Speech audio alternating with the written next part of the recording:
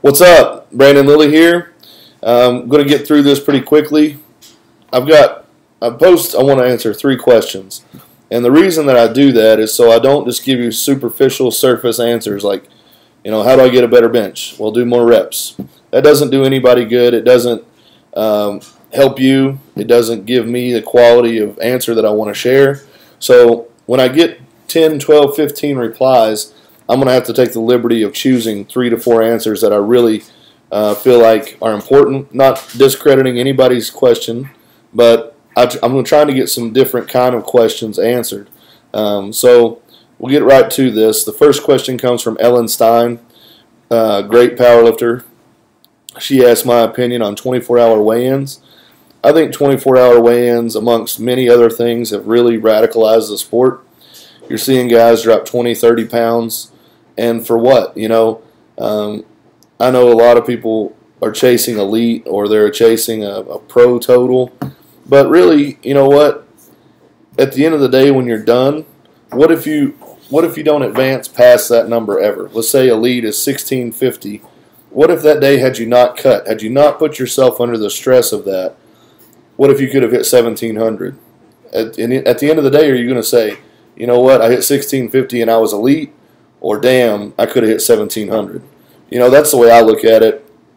I think it's tragic when I see a lot of guys, they'll have 10, 12-week training cycles that go awesome, and then in the last week they fuck it all up because they think they have to do this, and they have to do this, and they have to cut weight, and they have to eat a certain kind of food, and they bloat up. That was the worst thing I ever saw for guys in gear, and I was guilty of it myself. You're strong as hell. You've trained in your gear at a certain body weight, and then you go and sit in a hotel room and you fuck it up by eating all this food, and you come in overweight. Your gear doesn't fit right anymore. It doesn't work right. And there you go. There's 10 weeks of training gone. It's stupid. Do what you've always done to this point. If you're strong, you're strong. If you're weak, if you're weak muscularly, a week in days is not going to change that. You're still going to put up the same kind of numbers that you were a week before. You might put up an extra 10, 15 pounds because you bloated, but what's that, right? So go into the meet. Stop stressing over this stuff. Just weigh in. I think a 2-hour weigh-in is great. It sets a standard. You know what I mean? At least that's where we can start. Okay, this guy was probably really 242 when he hit this 242 record. Or, this guy was 275 when he hit this 275 record. I myself have dropped 20 pounds before for a strongman competition. I see it in powerlifting. Guys are dropping 20, 30 pounds at a time.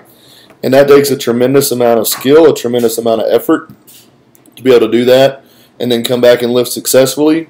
But, I think if the sport started with, a 2-hour weigh-in, then that's what we should have stuck with. I think the sport,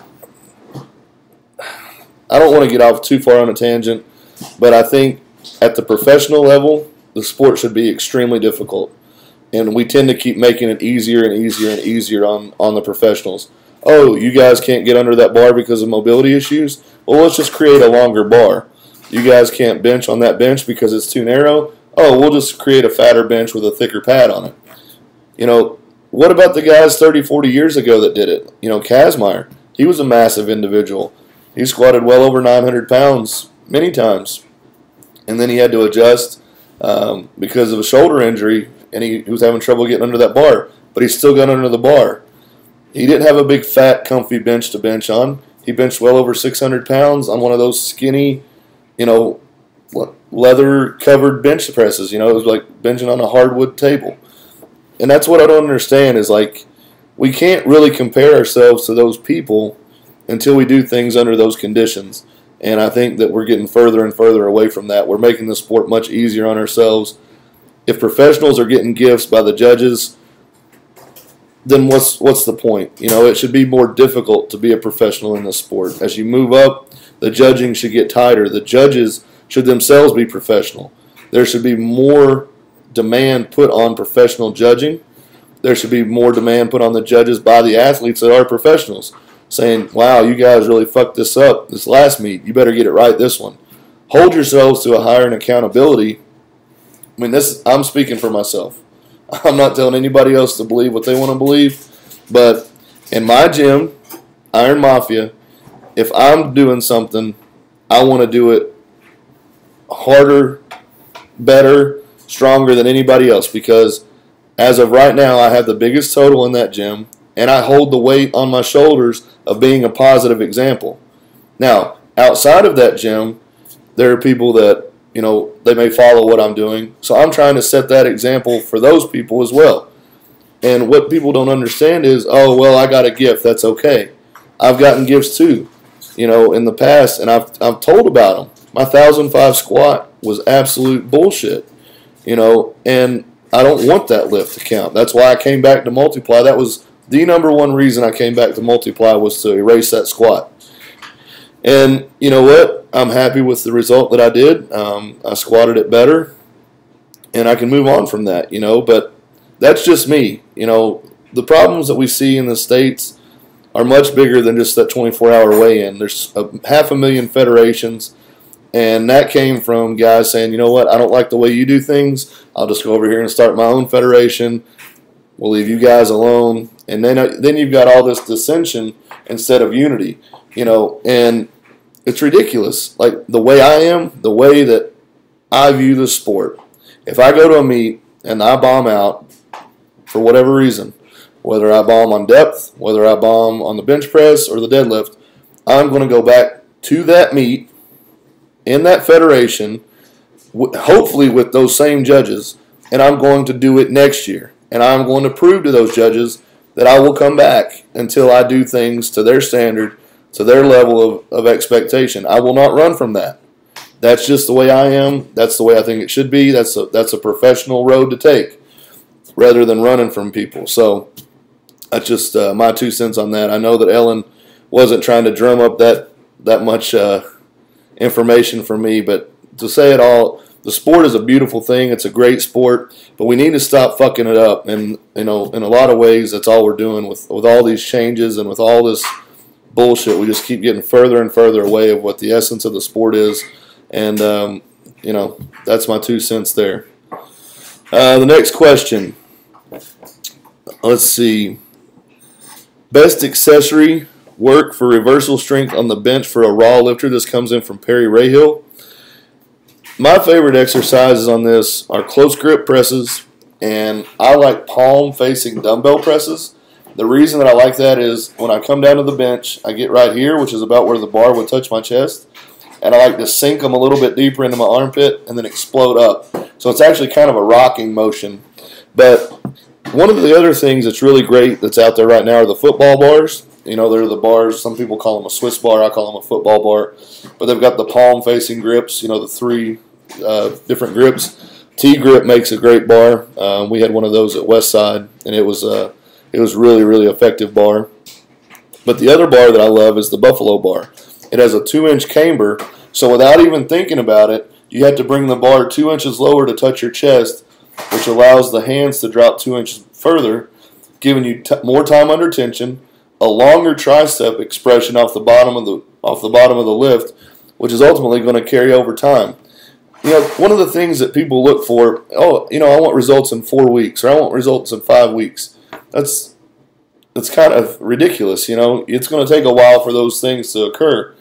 I look at things in terms of fully locking your bench presses. Bob Coe at Westside and Dave Hoff gave me that bit of advice, and I will tell you that one thing that has really changed my bench press is locking out every single rep to full extension, just like I had to do in a meet. And the reason that is because you see so many guys short lock. And where do you see so many guys miss bench presses? Right at the very top. So if you lock out and hold every bench press for a 1 count before you do your next rep, like this, it may not be 6 weeks that you see the benefit. It may not be 3 months. It may be 6 months. It may be a year. But over time, that's going to add up. That last little inch is going to add up and make a ton of difference. Same down in the bottom. That extra 2 inches over time is going to make you super explosive. I can tell you when I was at Westside, Jake Anderson and myself, we used to live on that bar.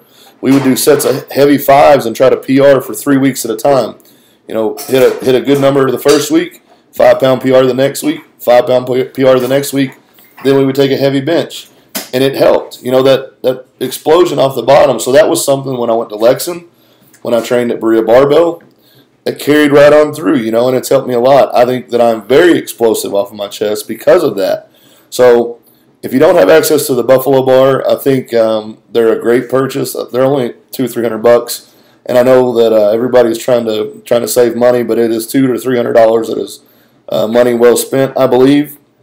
Especially if for you guys that are doing the West Side method, use that on your speed day. You're going to notice a tremendous strength curve there.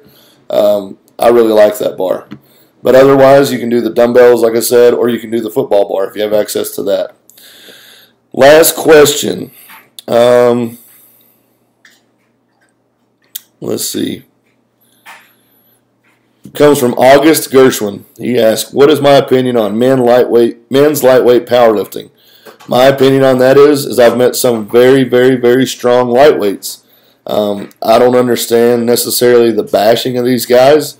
They spend the same amount of time in the gym that I do. They spend the same amount of time, I would imagine, prepping their food, dedicating to supplementation, dedicating to recovery.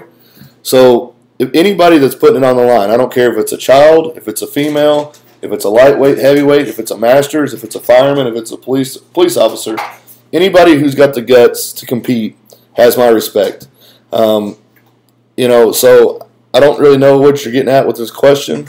If that's what you were hoping for, but I think if you look around the world, there's some massively strong individuals. I mean, look what Richard Hawthorne did down at Capo. He was, the runaway star of the show down there. I don't remember his bench, but I think he was a 560 squat or so and pulled 600 pounds. Not to mention, I know it was at least a 300-pound bench press. So, I mean, the dude is just phenomenal and a great guy on top of that. I've never met any of the lightweight lifters that I didn't like. That's all I can say there. I mean, I owe my 832 bench press to a lightweight. Got some really good advice from a guy that I weighed double what he weighed, but that's the way the sport works. As long as everybody's trying to help each other out and supporting one another and rooting for one another, then it can't be a bad thing, right? So, thank you guys for the questions. I'll try to get some more time to do this, to take in more questions tomorrow. But until then, take it easy, and I'll see you then.